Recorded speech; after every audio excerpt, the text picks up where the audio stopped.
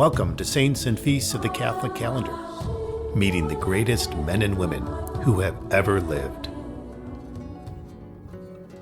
November 20th, St. Bernward of Hildesheim, Bishop, 960 to 1022, patron saint of goldsmiths and architects. A well-educated and pious bishop sponsors the practical arts. Some doors in the city of Rome draw people in like huge vertical magnets, pulling groups of pilgrims slowly towards them across broad atriums. The dots of laser pointers dance over the doors of the Basilica of St. John Lateran as guides point and explain how these towering doors once swung open onto the Roman Curia, where senators in white togas stood debating matters of empire.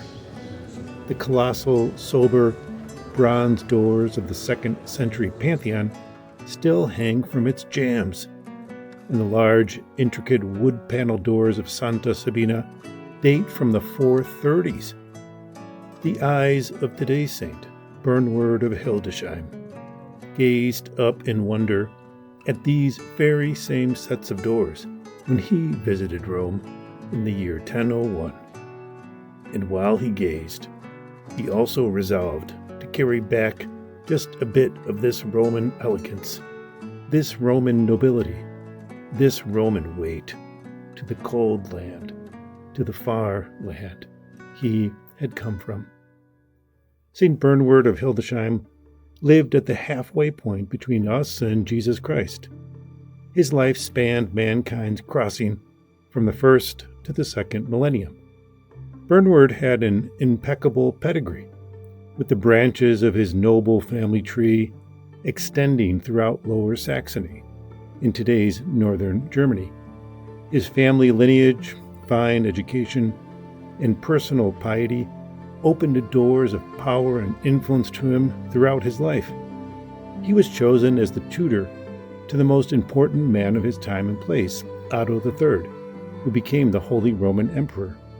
And he was appointed Bishop of Hildesheim at a young age in 993, and remained in that position and in that town until he breathed his last, 30 years later. Bernward lived long before the founding of the great universities of Europe, in an age when monasteries and cathedrals were Europe's preeminent centers of learning. A cathedral school, in particular, was the equivalent of an elite prep school today. It was as important to a diocese as the cathedral itself. Bernward attended the Cathedral School of Hildesheim as a youth, long before becoming bishop of the same diocese. The academic theology done in Europe's universities, starting in the 1200s, created a more disciplined and professional guild of theologians, but moved theology to a neutral location. In Bernward's more feudal age, men learned theology in the beating heart of the church, in the red-hot centers of prayer and apostolic activity where the faithful habitually gathered, in cathedrals and monasteries. Bishops, thinkers, and authors baptized babies, said funeral masses, anointed the sick, sang vespers, and led processions, while also studying and writing. Their audience was the faithful. Their forum was the pulpit. University-based theology was severed from the great centers of spirituality so familiar to the first millennium. It was more scientific, yes, but also more dry. St. Bernward was a man of the first millennium. His public was not other academics, but his happy people. His theology was both intellectual and practical, with church ideas and church life braided together tightly, as they should be. Bernward mastered the 7 liberal arts common to his age and showed a keen interest in practical craftsmanship.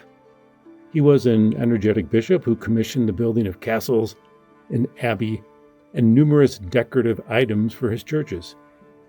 Inspired by his extended Roman visit, he ordered a huge set of bronze doors for his cathedral, known as the Bernward doors.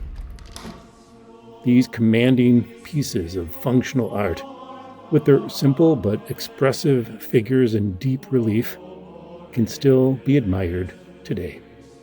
They were not made of perishable material. They were made to last, and have lasted, for half the life of the Church. St. Bernward's kind disappeared with his epoch.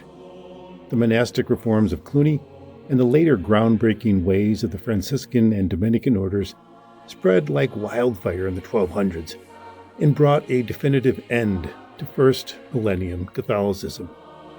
We remember St. Bernward today because he was a model bishop committed to one diocese and one people in matters practical and spiritual.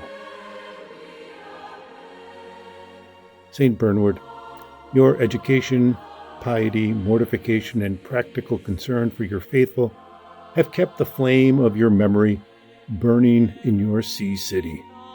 We seek your divine intercession on behalf of all bishops, that they may emulate your fund of virtues. Amen.